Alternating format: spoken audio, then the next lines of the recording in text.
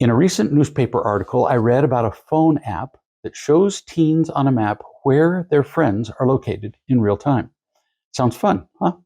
Except that the article focuses on one 16-year-old, Addison, who had just learned from the app that all her friends were at a party and she hadn't been invited because she wasn't at that location where they were. Big time feelings of rejection. In March of 2023, Common Sense Media reported that 45% of the surveyed girls said that location sharing can have a negative effect on them. The girls say that location sharing can make them self-conscious about where they live and where they go. There's some fear even of being stalked. Yet, by far the biggest cause of anxiety, they say, is knowing that they're just missing out on things where their friends are.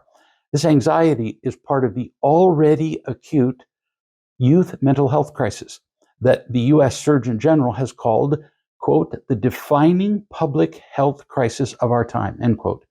He said that the social media companies have not done enough to address the mental health of their youngest users.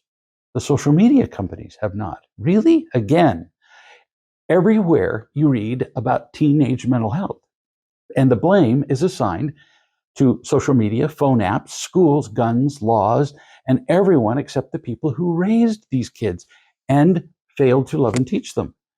The parents. The location app that I just referred to, called Snap Map, is used by 300 million people globally every month. The owners of the app deny all responsibility by saying that the app is useful, adding that the optional location sharing setting is off by default and has to be turned on by the user. This blames the kid, once again, skipping the responsibility of the parents.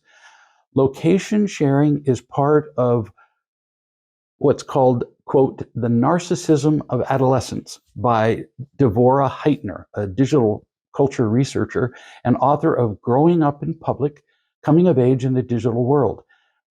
Everyone wants to feel that they matter at that age, she says. And why do teens feel relatively worthless? Because they were not loved and taught sufficiently by their parents, full stop. See realloveparents.com for how you can give your children the confidence that they require to avoid this narcissism of adolescence, along with the accompanying anxiety, depression, and addictions. In the newspaper article, Ellie Fenton Sutliff, a 17-year-old from Sacramento, says, thoughts can spiral quickly when something is happening without you, when you're being isolated. She took part in a recent school debate about whether social media companies should be held accountable for teen well-being.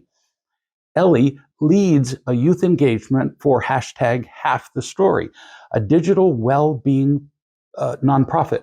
And she says that teens feel pressure to share their location. She said, you feel obligated to do it even though you know it's not good for you. And exactly, again, where are the parents in all this? Where's the responsibility of the parents to love these kids and teach them the role of phone apps in their lives, if any role at all? Imagine that you leave your house door open. So your dog runs out to the road and is killed by a passing car. Should you sue the car manufacturer for not putting sufficient safeguards on the car to make such a tragedy impossible? A dog locator, perhaps. Or should you take responsibility yourself for not protecting the dog and not throwing the door open when the dog's nearby? It's a ridiculously simple question, but not more foolish than teens and parents questioning whether the phone application companies or the apps themselves are responsible for the self-esteem of adolescents. Learn how to give your child a sense of worth.